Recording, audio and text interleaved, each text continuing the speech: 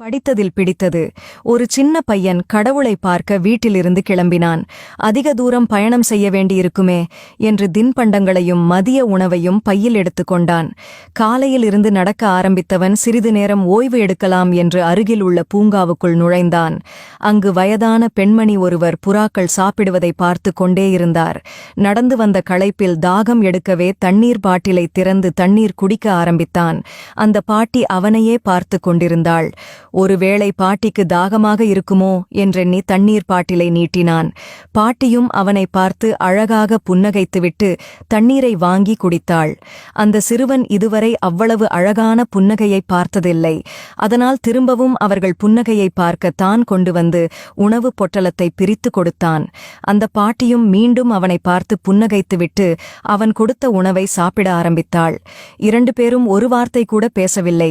ஆனால் அடிக்கடி ஒருவரை பார்த்து ஒருவர் புன்னகைத்துக் கொண்டே இருந்தனர். நேரமாக ஆக அம்மா ஞாபகம் வந்தது சிறுவனுக்கு. அதனால் எழுந்து வீட்டிற்கு நடக்க ஆரம்பித்தான். சிறிது தூரம் நடந்தவன் சட்டென திரும்பி குடுகுடுவென்று ஓடி சென்று பாட்டியை கட்டி அணைத்தான்.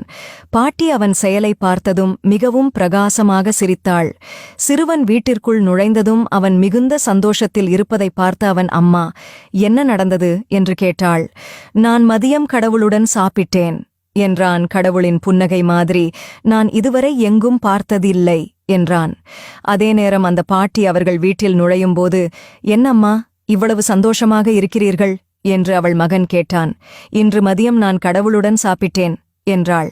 அது மட்டும் இல்லை, நான் நினைத்ததை விட கடவுள் மிக சிறிய வயது கொண்டவராக இருந்தார் என்றாள். அறிமுகம் இல்லாதவர்களிடம் ஒரு சின்ன புன்னகை, ஆறுதலான வார்த்தை, சின்ன உதவி செய்து பாருங்கள், நீங்களும் கடவுள்தான். கடவுள் வேறெங்கும் இல்லை, நம்மிடம்தான் இருக்கிறார்.